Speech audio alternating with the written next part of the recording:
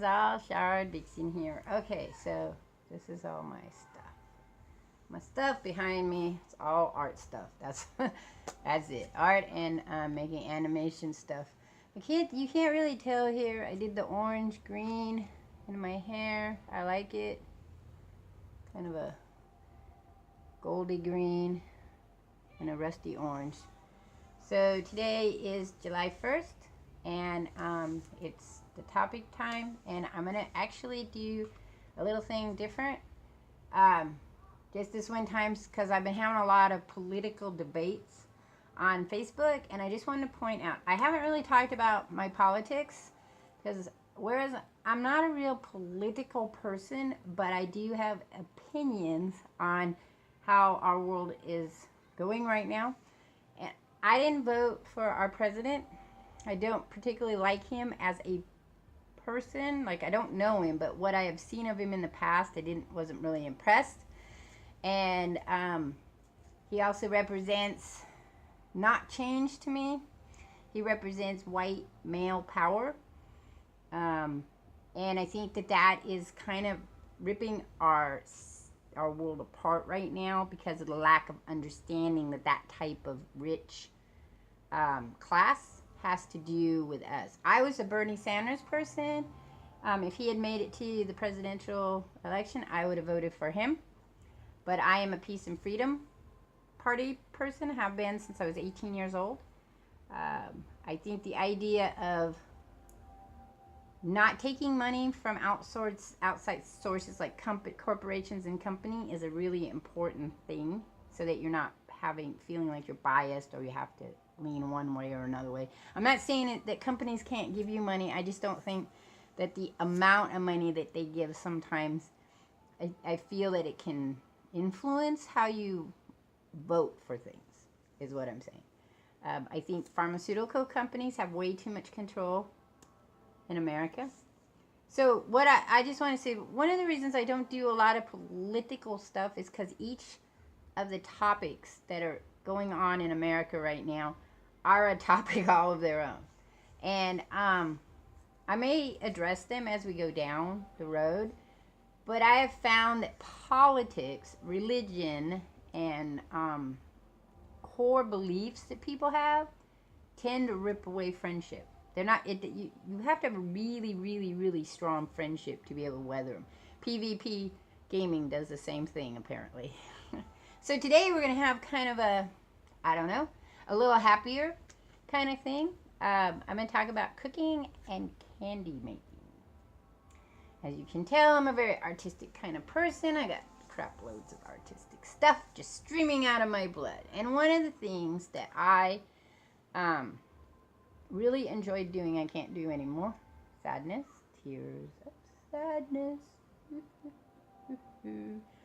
Is cooking and crafting and cooking and candy making.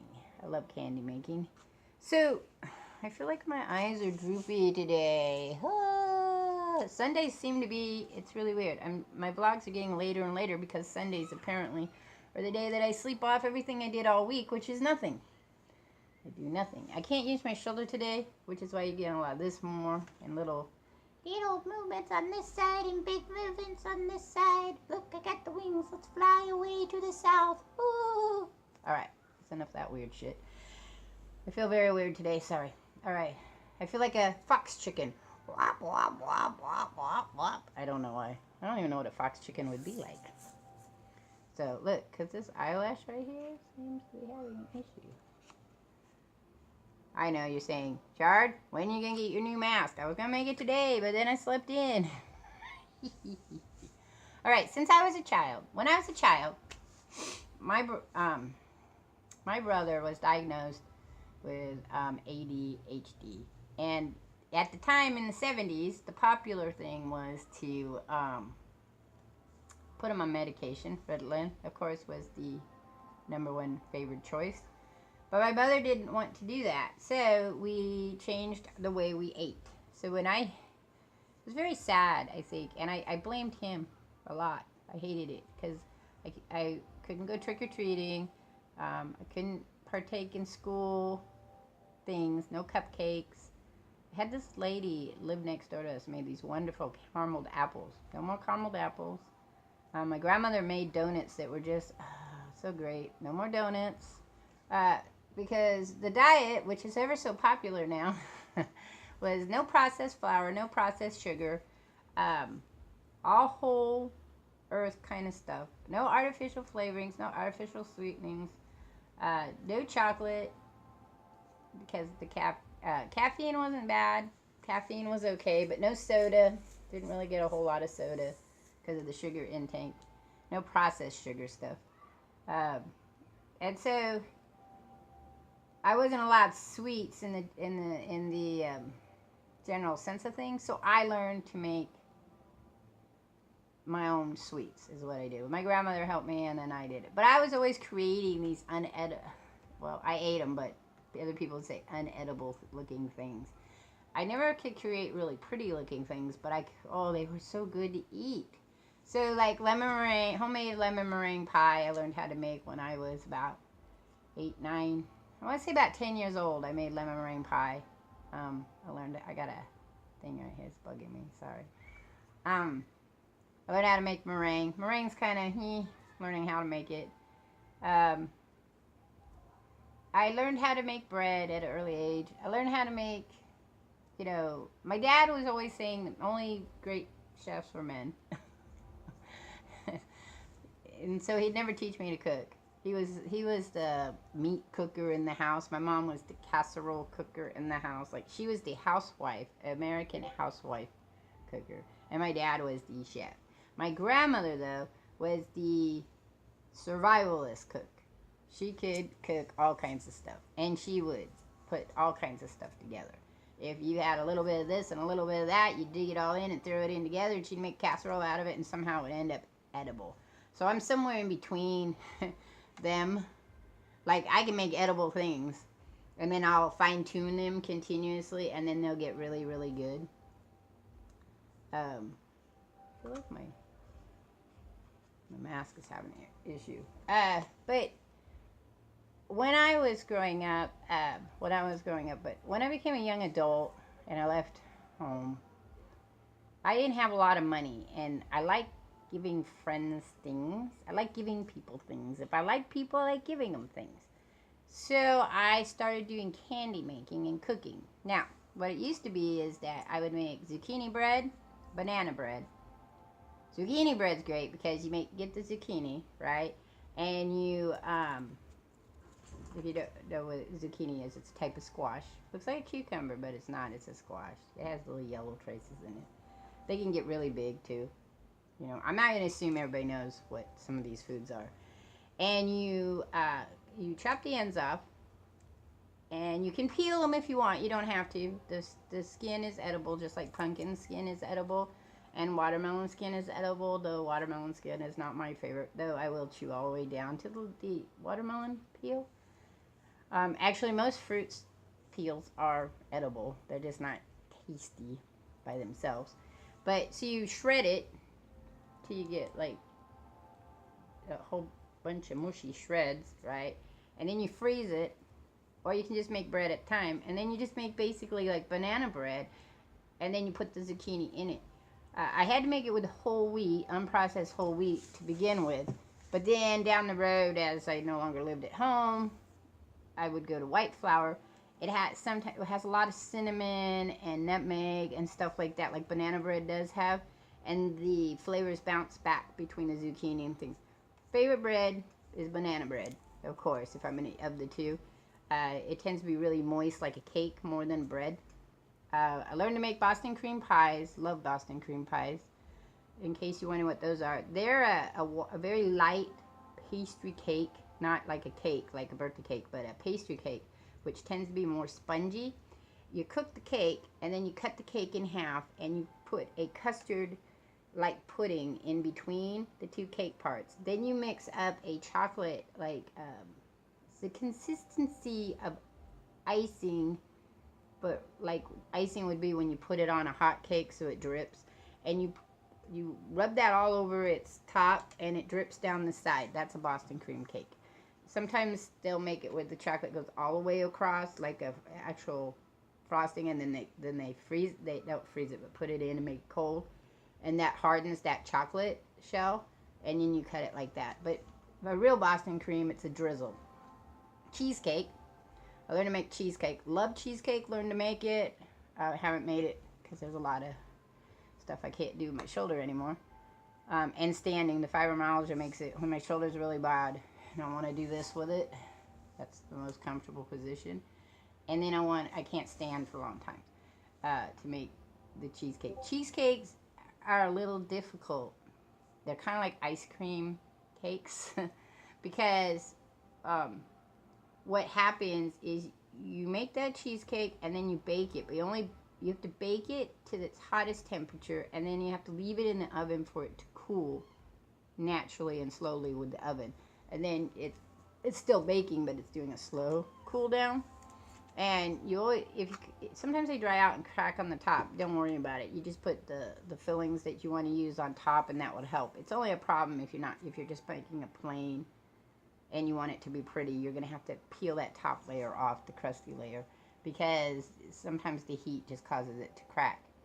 I've made pumpkin cheesecake. I've made marble cheesecake, which is where you take just the basic cheesecake and then you half it, you double it up, then you half it, and you've got the plain vanilla, and then you add chocolate to your other, or whatever flavor. It doesn't have to be chocolate. I've done raspberry, half and half. I've done what's called the yin yang cake. So when you swirl it like this, you leave a clump here and a clump here, and then you pull it out, and it makes the yin yang signal in it. So cheesecake of any kind you like that. Cheesecake is one of my favorites. Lemon bars are another favorite of mine. Love making lemon bars. Learn to make those too with honey, because you use sugar. The thing is, when you cook with certain types of natural sweeteners, the consistency will change. The same thing as if you use regular flour instead of pastry flour, the consistency change. Though if you use regular flour and you sift it, you can get that lightness that you get sometimes with pastry flour. I don't care myself. I don't really care. As long as it tastes good, I don't care how it looks. Some people care how it looks. That's just how they are. But because I'd make cookies. I'd make all kinds of different kinds of cookies, and I would do these really cute things where you buy a teacup, and you take this teacup and you fill it with goodies, and you put your on the saucer, you put like slices of your breads or whatever on it. Then you wrap it all up and you tie it, and that's your Christmas present. So they get a cup, they get food or whatever. But you don't have to use just teacups. I would buy glass bulbs and write people's names in them, and then stick that stuff, all the good yummy stuff in it. I bought cookie jars, old-fashioned cookie jars, and fill those in it and stuff. But about, I want to say 1997, 98, I started making candies. Now, I made molded candies because they're actually really easy and kind of fun. You buy the mold you like, right? And then you buy the melty chocolate. Now, you don't have to buy their chocolate melts. They make a chocolate melt to go with candies. You can make your own. Certain chocolate chips melt really well and then freeze nice and hard. They cool hard, so they work really well. You can actually go back an even further step and make your own chocolate sauce or white sauce or whatever it is and pour it in. You make lollipops, the hard candy style, and pour them into the candy molds. So I would get really creative with that and put all kinds of different stuff in them. And then again, put them in the into the little pretty cups. One time I decided not to make candies, and I bought molds. Sorry, I got an itch up here. My face is really bad. Here's a divergence. Let's go off. I got a divergence. See, I got an owie right here that's bugging me. I got another one up here. They're all along my... I don't know what's causing it. I'm thinking it's my allergy to... I'm allergic to the little white fuzz that comes off of the cottonwood trees and cactuses and sawgrass, which has those weird plumes. And normally I just get, like, under my arm or in the sweaty areas of your body, I get huge rashes. But it will also aggravate my face. But if my fibromyalgia is having a hard time, my face will have a hard time too. I was looking at rose hips as a way taking care of that. So diversion back. Let's go back to. So you can. I bought these molds just for making soaps. Same principle as making candies. You just heat up the soap stuff and then you put it in. You can save your soaps that you use, like Zest or whatever the little bars are. Save the little pieces that are too small to use, and then you can melt them down and make them into new bars if that's so your goal. I have friends that do that. They just have a bucket and you throw it in. After a period of time, that bucket gets completely full with these little tiny soap things, and then they melt them down. The issue is that if you're going to do that, you kind of want to make sure you stick to the same type of bar because all of them have different smells, and if you mix them all up together, you get this weird, some smells are stronger than other smells. You can color those too. There's all kinds of different ways to color them. Food coloring's not really always the best way. You can use natural items in the world to color your soaps if you want.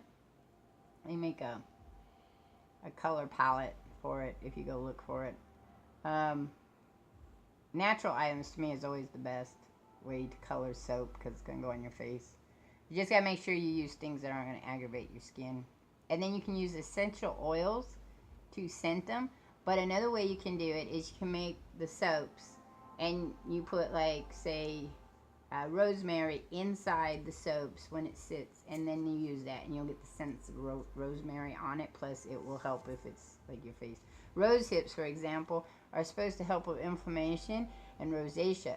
So I'm going to be buying some of those, and if there's a tonic I can make, a tincture I can make to put on my face, and I was going to try that, and an oil that I can use too. So I'm going to try some of that next couple of weeks. I'll make some teas. I like to make my own homemade teas.